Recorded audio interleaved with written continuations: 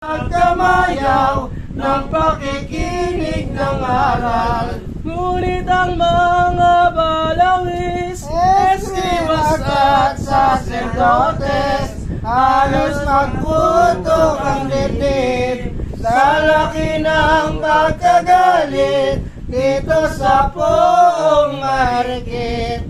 sa kayaong Mga lilon, nagigiting pariseo, pinagbawalan ng tao ang magpatuloy kay Kristo, parurusa ang totoo.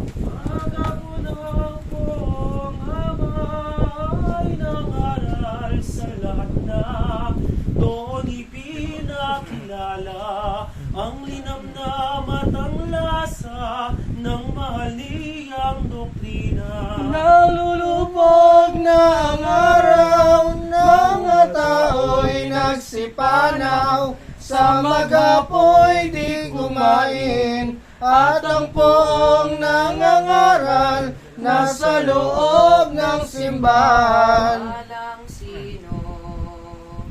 Walang sino mang pumigiin Kay Jesus na, kay Jesus na, Jesus na po natin, sa magapoy di kumain, binatang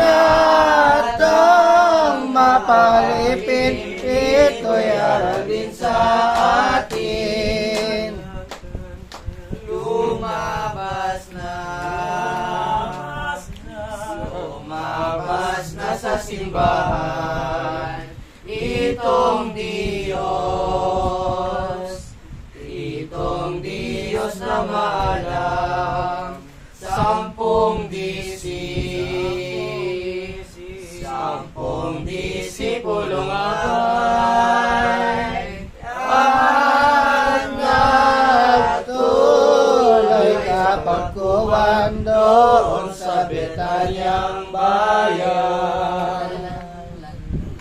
Ang unang letra'y Asunsyon,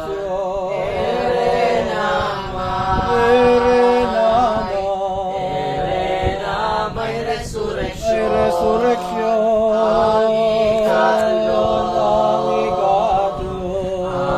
ikatlo'y adorasyon,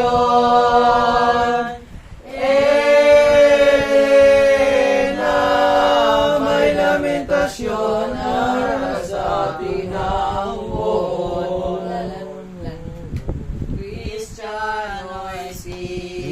Kristiyano'y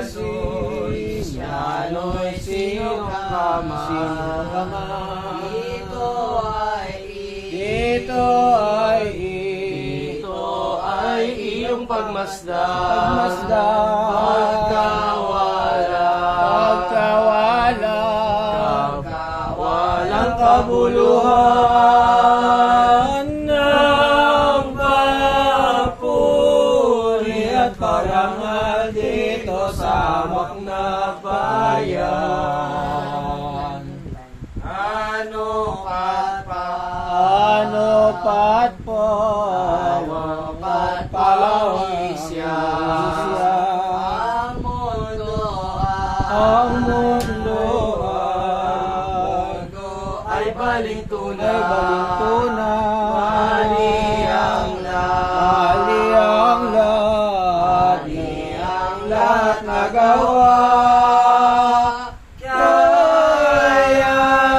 Kayaman man at tuway, parang asong nawawalan. Kapag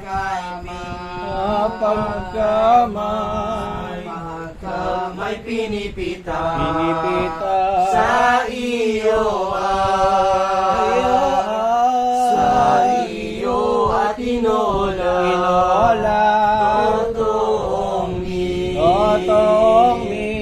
totoong minamahal ka.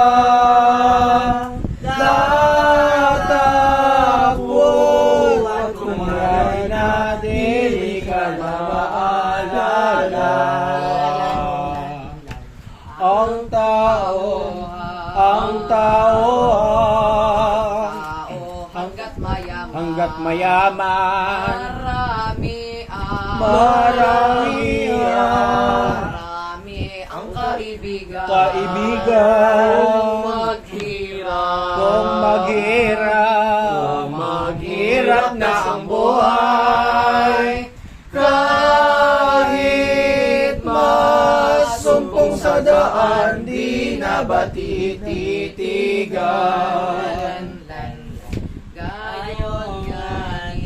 Gayong ani itong mundo, magdaraya at walang toto,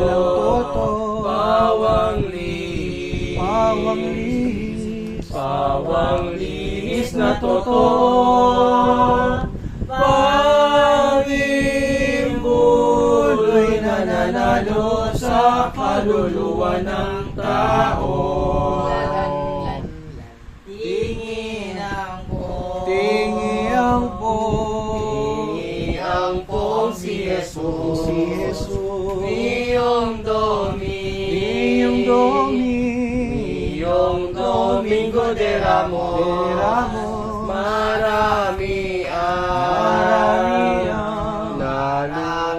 ang nalulugod, ngunit walang isang loob na nag-aayat naghandog. Kaya ngayon kapatid ko, arampatan, isipan mo ang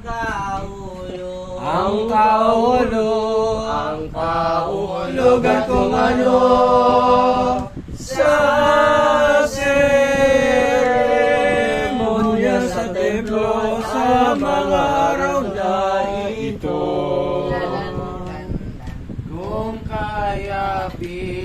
kayapin nagsasama ang palaspas